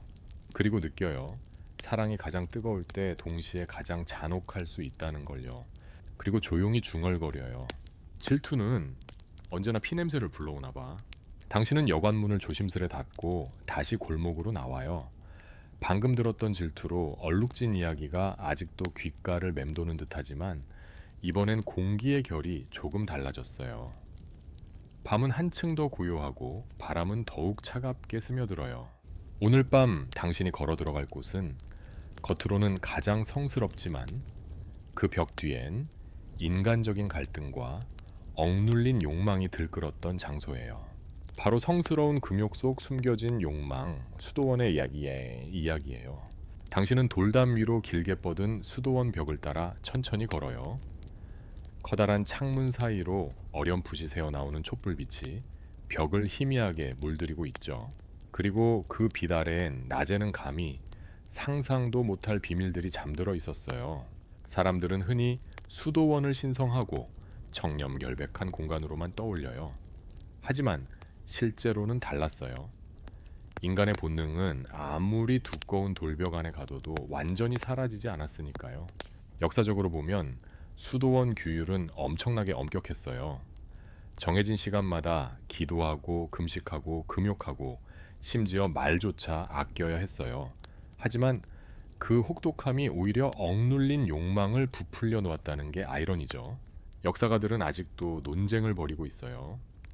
과연 수도원 내에서의 성적 일탈이 얼마나 흔했는지를 두고요.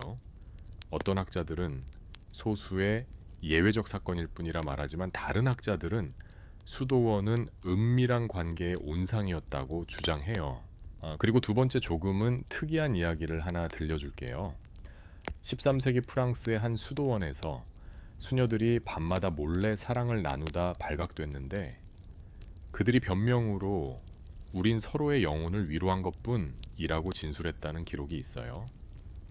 결국 주교가 직접 와서 조사했는데 조사 중에도 수녀들이 서로 눈빛을 주고받고 몰래 손을 잡았다고 하죠. 듣고 있으면 사랑 앞에서 수도복도 무력하구나 하는 생각이 절로 들죠. 당신은 수도원 담장을 지나 작은 문 앞에 다다라요. 그 문은 낮에는 굳게 닫혀 있지만 밤이면 몰래 여닫히곤 했대요. 한 수사가 종종 이 문을 통해 나가 근처 마을 여인과 밀회를 즐겼다는 기록도 있거든요. 수도원 안에는 규율을 기록한 두꺼운 장부가 있었어요. 포옹을 금지한다 같은 방에 둘이 머무르지 않는다. 밤중에는 복도에 혼자 다니지 않는다. 그런데 그 규칙들을 보면 오히려 묘하게 상상을 자극하죠. 복도에 혼자 다니지 말라는 건 결국 둘이 몰래 다니라는 소리 아냐 하고 당신은 피식 웃음을 터뜨려요. 그리고 또 하나 역사가들이 논쟁하는 주제가 있어요. 수도사나 수녀들이 스스로 규율을 어길 때 그것이 단순히 육체적 욕망 때문이었는지 아니면 극단적인 고립과 정신적 압박의 결과였는지를 두고요. 어떤 학자들은 수도 생활은 너무 외롭고 억눌려서 자연스러운 일탈이었다고 말하고 다른 쪽은 진정한 신앙심이 부족했기 때문이라고 단호하게 주장해요.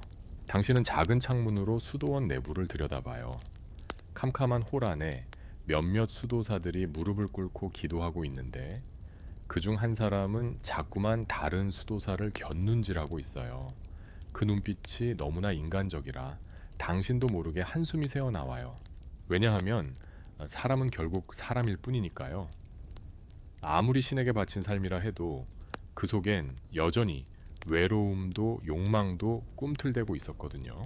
문득 악어똥 자외선 차단제가 떠올라요.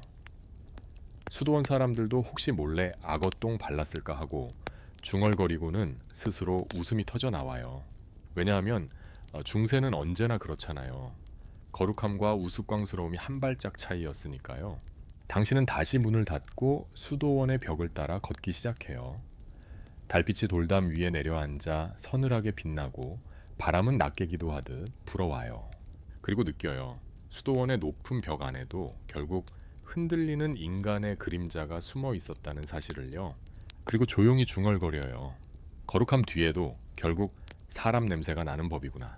당신은 다시 돌담 곁을 터벅터벅 걸어 나와요. 수도원의 그림자가 점점 멀어지자 밤 공기는 한층 더 맑고 차갑게 느껴져요.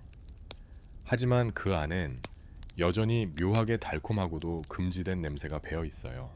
오늘 밤 당신이 발걸음을 옮길 곳은 끝없이 흔들리는 인간의 마음이 교차하는 경계예요. 신앙과 쾌락의 경계. 중세 사람들에게 신앙은 곧 삶의 중심이었어요. 하지만 그들은 또 육체적 욕망과 쾌락의 유혹 앞에서 끝없이 흔들렸어요. 그리고 그 두 가지가 충돌할 때 그 안에서 수많은 이야기가 태어났죠. 당신은 작은 성당 앞에 멈춰서요. 어두운 밤 촛불빛이 스테인드 글라스 사이로 흘러나오고 붉고 푸른 빛이 길바닥에 물결처럼 퍼져 있어요. 그 빛을 따라 문을 살짝 열자 안에서는 신부가 강론을 하고 있어요. 그의 목소리는 단호하지만 어딘가 떨림이 섞여 있어요. 쾌락은 죄악이다. 육체의 즐거움은 영혼을 파괴한다. 그 말이 돌벽을 타고 울려 퍼지는데 당신은 속으로 피식 웃음이 나와요. 이 말 수도원 담장 뒤에서 들었던 얘기랑 똑같잖아 하고요. 역사적으로 보면 교회는 끊임없이 쾌락을 경계했어요. 특히 섹스는 오직 자손을 위해서만 허락된 신성한 의무였다고 주장했죠.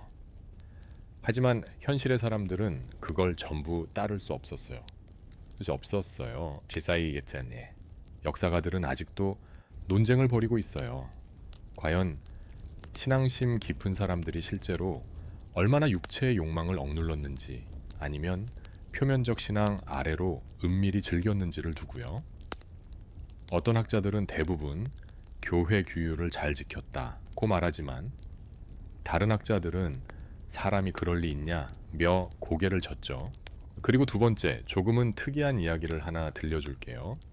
14세기 독일에서 한 신부가 쾌락은 죄라는 설교를 매주 했는데 알고 보니 그는 고해성 사실에서 여성 신도들에게 구체적으로 어떤 죄를 지었는지 캐물으며 은근히 흥분해 있었다는 기록이 있어요. 결국 이 사실이 드러나자 마을 사람들이 모여 그를 쾌락의 사제라고 놀리며 등 돌렸다고 해요. 이중인격도 이 정도면 대단하다 하고 당신은 피식 웃음이 나와요. 당신은 성당 안을 천천히 둘러봐요. 높은 천장, 긴 의자들, 그리고 촛불이 비추는 수많은 신자들의 얼굴.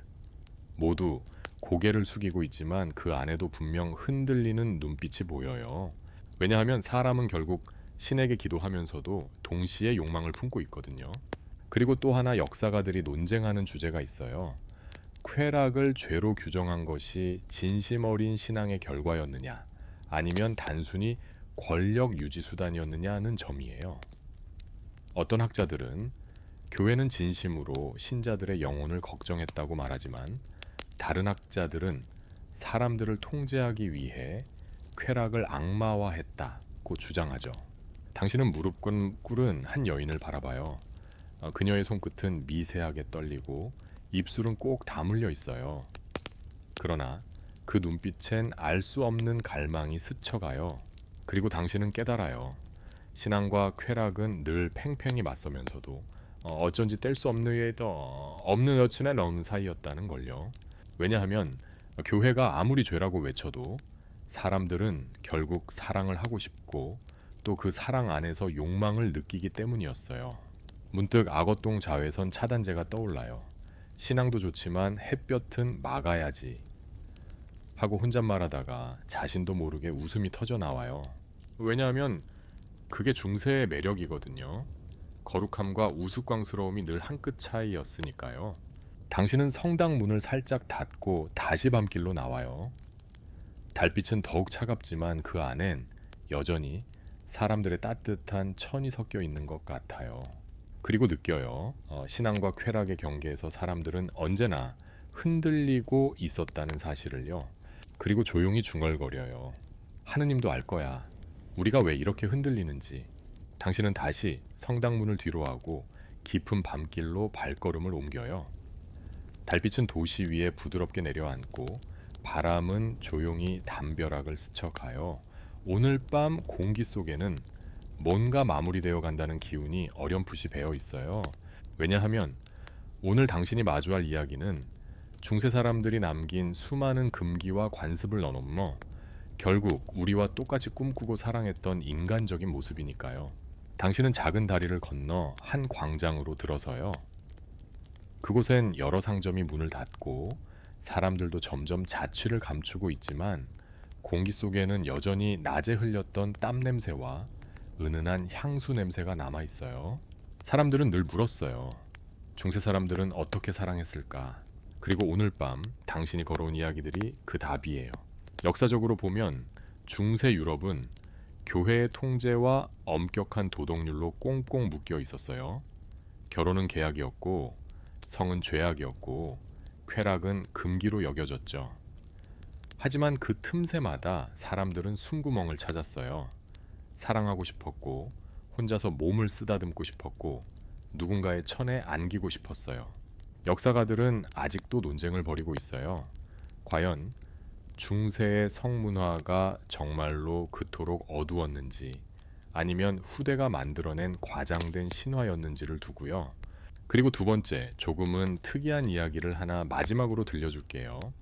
15세기 프랑스에서 한 수도원이 비밀리에 커플들을 위한 연애 상담소를 운영했다는 기록이 있어요. 성직자들이 고해 성사를 핑계 삼아 이 사람과 잠자리를 가져도 될까요? 같은 질문을 받았는데 심지어 어떤 신부는 두 사람 모두 선이라면 괜찮다라며 허락까지 했다는 거예요. 결국 이 사실이 들통나자 교황청에서 대대적인 감사가 벌어졌고 그 수도원은 문을 닫게 되었대요. 연애 상담소 차리려면 교회는 피해야겠네 하고 당신은 피식 웃음을 터뜨려요. 당신은 광장 한복판에 서서 주위를 천천히 둘러봐요. 사람은 없지만 밤하늘의 별들이 마치 수백 개의 작은 눈처럼 당신을 내려다보고 있어요. 그리고 또 하나 역사가들이 논쟁하는 주제가 있어요.